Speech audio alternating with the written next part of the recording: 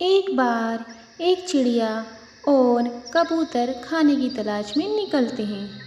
वह बहुत दूर तक जंगल में जाते हैं, परंतु उन्हें कहीं भी दाना दिखाई नहीं देता। जब वे पहाड़ के बीच में पहुंचते हैं तो उन्हें एक दाना नज़र आता है। वह दोनों दाने के पास आते हैं। अरे वाह भैया, हमारी मेहनत का फल हमें मिल गया। हमने बहुत मेहनत की आज दाना ढूंढने में। भगवान का शुक्र है कि हमें भोजन मिल गया। अब हम पेट भरकर खाएंगे और आराम से घर जाएंगे। वे दोनों आपस में बात कर रहे होते हैं। तभी वहाँ पर काला कौवा आ जाता है। काला कौवा बहुत शातिर कौवा होता है। वह चिड़िया और कबूतर से कहता है, अरे तुम दोनों यहाँ पर क्या कर रहे हो? ये दाना तो मेरा है। मैं तो पानी पीने गया था। मैंने सोचा था पहले मैं पानी पी लेता हूँ, उसके बाद मैं अपना भोजन करूँगा। ये मेरा दाना है। चलो तुम दोनों भागो यहाँ से। अरे ये आपका दाना कैसे होगा? ये तो हमने ढूंढा है, ये हमारा दाना है। चिड़िया ज़्यादा मत बोल, वरना तुझे मार दूंगा। इतना कहते ही उन तीनों में बहुत ज़्यादा लड़ाई हो जाती है। वे आपस में एक दूसरे को मार रहे होते हैं। अंत में काला कौवा वहाँ से भाग जाता है, परंतु इस लड़ाई में बेचारी चिड़िया का पंख जख्मी हो जाता है। अरे भैया, मेरा तो पंख जख्मी हो गया। और हमारे जंगल में तो चील जख्मी पक्षियों को नहीं छोड़ती है, वह उनको खा जाती है। मुझे तो डर लग रहा है। अरे तुम इतना क्यों परेशान हो रही हो चिड़िया बहन? हम हैं ना, जब शाम हो जाएगी हम लोग तभी घर जाएंगे, ताकि कोई पक्षी हमें देख न पाए। मुझे तो डर लग रहा है। आपके पीछे देखिए, कितनी बड़ी चील की हड्डियां पड़ी हैं। लगता है किसी बड़ी चील ने इस चील को खाया है। मुझे तो इसे देखकर और ज़्यादा परेशानी हो रही है। वे दोनों आपस में बात कर रहे होते हैं। तभी वहाँ पर एक चील भी आ जाती है। जैसे ही कबूतर की नज़र चील पर पड़ती है, वह ज़ोर ज़ोर से कहने लगता है, तुम्हें पता है ना चिड़िया बहन, अब तो हम चील को मार कर खाते हैं। और ये जो अभी हमने चील मार कर खाई है, जिसकी हड्डियाँ पड़ी हैं, ये तो बहुत ही ज़्यादा टेस्टी थी। चील उनके पास आती है। अरे चील बहन, तुमने आने में तो देरी कर दी। हमने अभी अभी ये चील मार के खाई है। अगर तुम पहले आती तो तुम भी खा लेती। ताज़ा ताज़ा गोश्त तो बहुत ही ज़्यादा स्वादिष्ट था। क्या तुमने ये चील मार के खाई है? हाँ, हमने ये चील मार के खाई है। तभी तो मेरी प्यारी चिड़िया बहन का पंख भी जख्मी हो गया है। अरे ये दोनों तो बहुत ही खतरनाक है। इन्होंने इतनी बड़ी चील मार के खा ली। मैं तो इन्हें शाकाहारी समझ रही थी, कहीं ये मुझे मार के ना खा ले। अरे क्या सोच रही हो चील बहन? तुम लोग तो घास फूस खाते थे ना? अरे हम पहले घास फूस खाते थे। कब तक हम घास फूस ही खाते रहेंगे? अब तो हम गोश्त खाते हैं, ताज़ा ताज़ा। उनकी बात सुनकर चील वहाँ से चली जाती है। काला कौवा अपनी पत्नी से बात करता है और उसे सब कुछ बता देता है। क्या आपकी लड़ाई हो गई? किस चिड़िया ने और कबूतर ने आपको मारा? आप मुझे बताइए, मैं उन्हें ज़रूर सबक सिखाऊंगी। अरे छोड़ो ना काली कौवी, हमें लड़ाई नहीं करनी चाहिए। नहीं नहीं, मैं उन्हें छोड़ूंगी नहीं, जिनकी वजह से मेरे पति की चोट लग गई है। वे कौवे को लेकर एक चील के पास जाती है। चील बहन, वैसे तो इस जंगल में बहुत सारी चीलें हैं, लेकिन मुझे तो सबसे ज़्यादा आप पसंद हो, तभी तो मैं आपके पास आई हूँ। क्या हुआ, क्यों आई हो तुम मेरे पास? मुझे तो पता है कि आपको ताज़ा ताज़ा गोश्त कितना पसंद है। एक चिड़िया जख्मी हो गई है, पहाड़ों के बीच में है वो। चलो उसके पास चलते हैं, आज आपका डिनर हो जाएगा। हाँ हाँ हाँ, तुमने मेरी बहुत ज़्यादा फिक्र की, मैं बहुत खुश हूँ। चलो कहाँ चलना है? वह चील को लेकर कबूतर और चिड़िया के पास आ जाती है। कबूतर और चिड़िया आपस में बात कर रहे होते हैं। जैसे ही वे चील और कौवा और कौवी को देखते हैं तो वे ज़ोर ज़ोर से बातें करने लगते हैं। चिड़िया बहन, वो कौवा और कौवी चील को लेने गए हैं। जैसे ही वे चील को लेकर आएंगे, हम उस चील को भी इस चील की तरह मार देंगे और हम ताज़ा ताज़ा गोश्त खाएंगे। हाँ, आप सही कह रहे हो भैया। वो कौवा और कौवी बहुत चालाक है।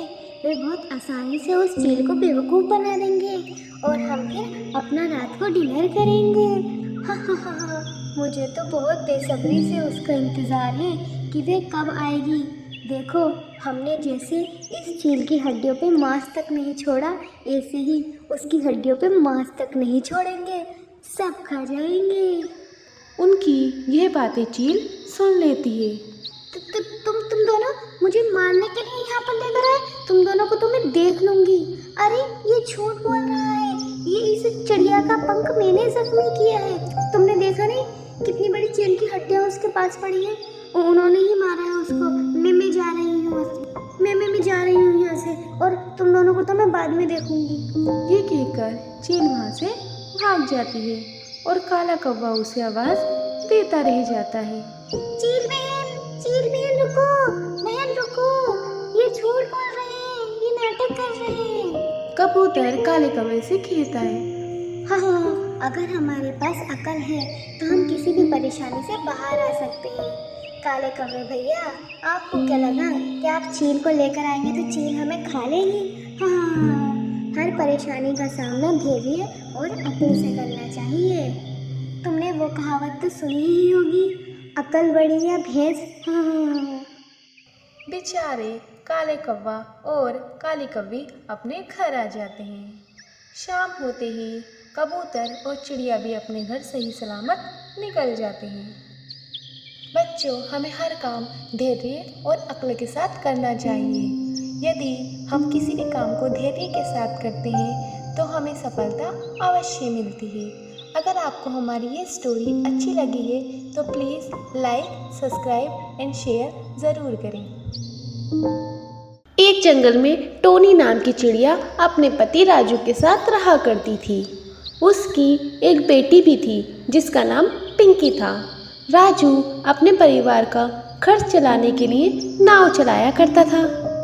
एक दिन जब वह नाव चला रहा था तो नाव पलट जाती है और वह मर जाता है। आप मुझे अकेला छोड़ के क्यों चले गए? अब मैं क्या करूँगी? मम्मा आप मत रोइए, आप मत रोइए ना। मुझे अकेला छोड़ के चले गए। ऐसे ही कुछ दिन बीत जाते हैं।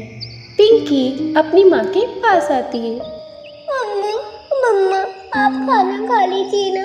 आपने कितने दिनों से कुछ भी नहीं खाया है। बेटा, मेरा खाना खाने का बिल्कुल मन नहीं है, जो तू जाकर खा ले। मम्मा, आप मेरे लिए तो जिएंगी ना। आप मेरी तरफ देखिए। वह अपनी बेटी की तरफ देखती है। घर में खाने को कुछ भी नहीं है। घर का सारा राशन खत्म हो चुका है। अब हम क्या करेंगे? टोनी सोचने लगती है। वह सोचती है कि उसे अपनी बेटी को तो पालना है तो काम तो करना पड़ेगा। अगली सुबह वह नाव चलाने के लिए निकल पड़ती है। ओहो, तो आज तू आई है नाव चलाने के लिए? तेरे पति का देहांत हो गया तो तू अब नाव चलाएगी? मुझे अपने घर का खर्चा चलाना है, मुझे अपनी बच्ची को पालना है, तो मुझे काम तो करना पड़ेगा ना। बहुत से पक्षी टोनी की नाव में बैठते हैं और दरिया पार करते हैं। ये सारी चीज़ें काला कौवा देख रहा होता है। हाँ, इस एक चिड़िया की नाव में सब बैठ रहे हैं और मेरी नाव में कोई नहीं बैठ रहा है। मुझे इस चिड़िया से जलन हो रही है। मैं इस चिड़िया को छोड़ूंगा नहीं। मम्मी। हाँ बेटा। मम्मी, आपको पता है आज स्कूल में कितना मज़ा आया? कितना मज़ा आया? बहुत मज़ा आया। चलिए ना घर चलते हैं। टोनी चिड़िया अपनी नाव खड़ी करके घर के लिए निकल पड़ती है। तभी काला कौवा वहाँ आ जाता है और उसकी नाव में छेद कर देता है। बेटा, नाव तो चला रही हूँ और उससे आमदनी भी हो रही है, लेकिन नाव बहुत पुरानी हो चुकी है। मुझे लगता है कि नाव से हम ज़्यादा टाइम तक बिजनेस नहीं कर सकते। अरे मम्मा, आप इतना क्यों परेशान होती हैं? भगवान है ना, वो सबकी मदद करता है, हमारी मदद भी ज़रूर करेगा। वह सो जाती है। अगली सुबह टोनी अपनी बेटी को लेकर के नाव के पास आती है। वह देखती है कि उसकी नाव में छेद हो गया है। हे भगवान, इसमें छेद किसने कर दिया? कल तो इसमें कोई छेद नहीं था। अब मैं क्या करूंगी? मेरा तो जीवन का एक यही सहारा था, पुरानी नाव। कम से कम मैं अपनी बच्ची को पाल तो रही थी, ये छेद इसमें कैसे हो गया? मम्मी, आप परेशान मत होइए, हम कुछ न कुछ कर लेंगे। इधर काला कौवा ये सब देख रहा होता है। हाँ, अब मजा आया टोनी। अब तुझे पता चलेगा मुझसे पंगा लेने का मतलब। बेचारी टोनी अपने घर आ जाती है और उदास मन से बैठ जाती है। मेरी आमदनी का एक ही सहारा था, उसमें भी किसी ने छेद कर दिया। अब मैं क्या करूं? मम्मी, आप परेशान मत होइए, हम लकड़ी लेकर आएंगे, हम दूसरी नाव बनाएंगे और हम उससे काम करेंगे।